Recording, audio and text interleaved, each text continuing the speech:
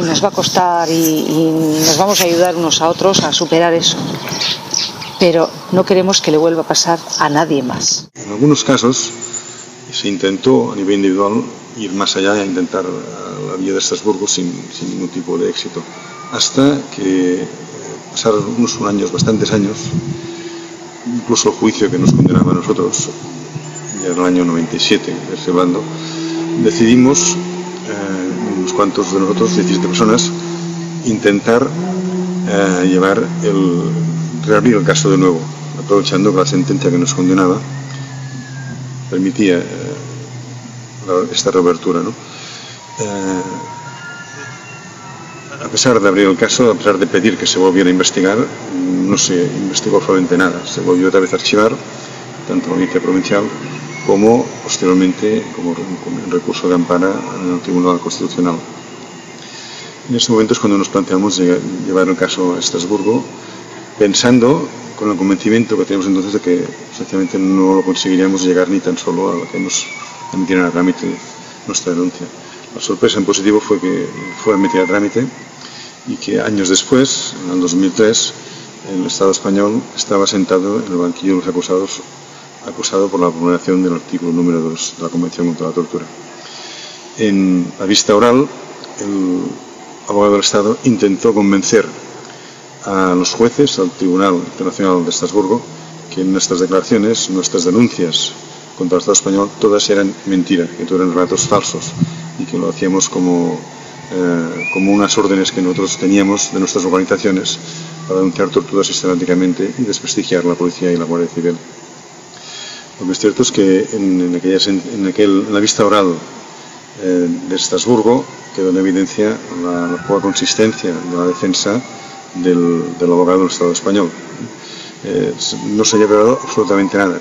Era tal el convencimiento que tenía él de que ellos, cuando hablo de Dios me refiero al Estado español, tenían la verdad por el simple hecho de tener la autoridad que se otorgaba, se representara al poder del Estado, que la defensa fue, francamente, salimos todos pensando que algunos abogados comentaban de que el caso estaba ganado.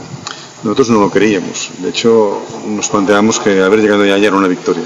Nunca se había conseguido llegar a sentar al Estado español en el Tribunal Internacional de Estrasburgo por un tema relacionado con las torturas. Y lo cierto es que un año después, ya en el 2004, la sentencia nos daba la razón. El Estado español era condenado por la vulneración del artículo número 2 de la Convención contra la Tortura. Podemos luego discutir si son muchas, pocas, casos aislados o generalizados, pero hay que reconocer que la tortura se practica en el Estado español. Voluntad política, y esas que he dicho, y luego evidentemente una reparación a la víctima de la tortura que empieza por el reconocimiento de que esa persona ha sido torturada. Y el reconocimiento y la promesa de que no va a repetirse esa situación. Íñigo Gutiérrez Carrillo quiere añadir algo. Gaizka Jarreño quiere añadir algo. Yadur Aristegui. Con lo que se da por terminado el presente juicio, declarándolo visto para sentencia. El público debe de salir. Estás en una situación tan límite y estás en manos de quienes estás, entonces te sientes tan vendido y tan humillado durante X horas en tu vida que al final eso te pasa factura, quieras que no.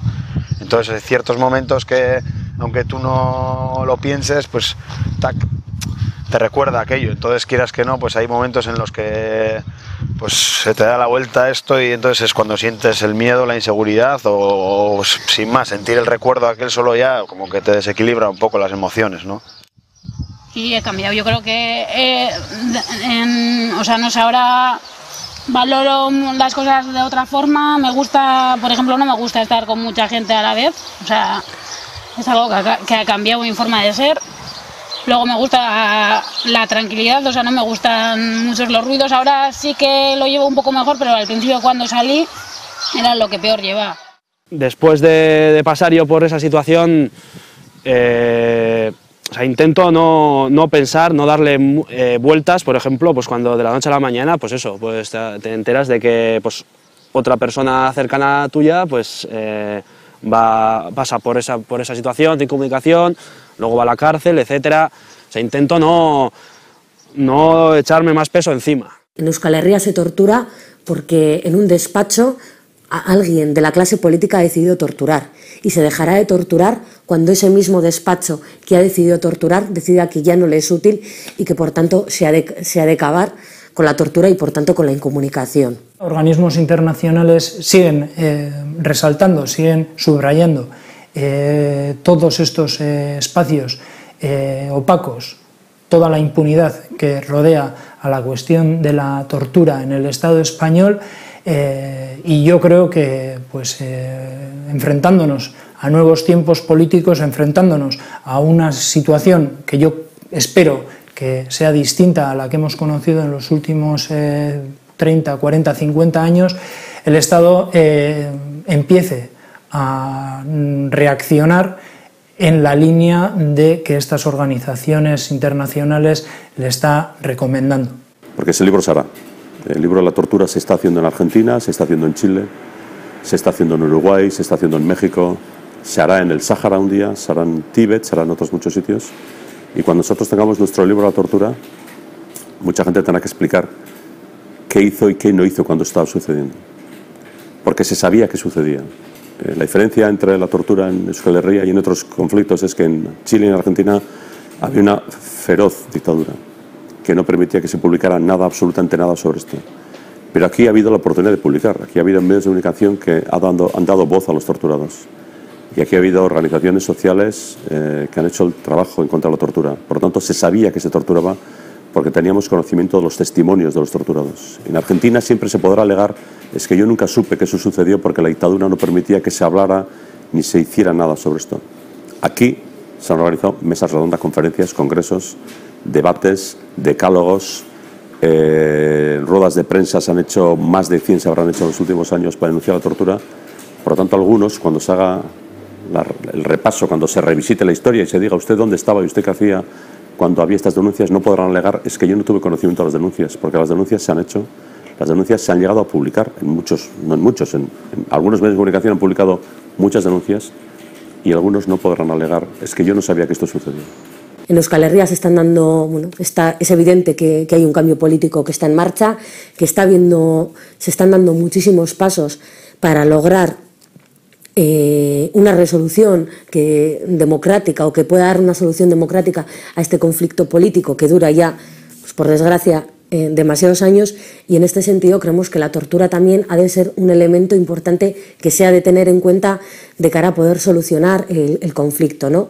Y en este sentido nosotros, o yo al menos, creo que hay que tener en cuenta 3 pilares fundamentales de cara a poder solucionar el conflicto realmente en términos democráticos, al menos en materia de tortura, ¿no? El primer pilar es que tenemos que hablar de reconocimiento.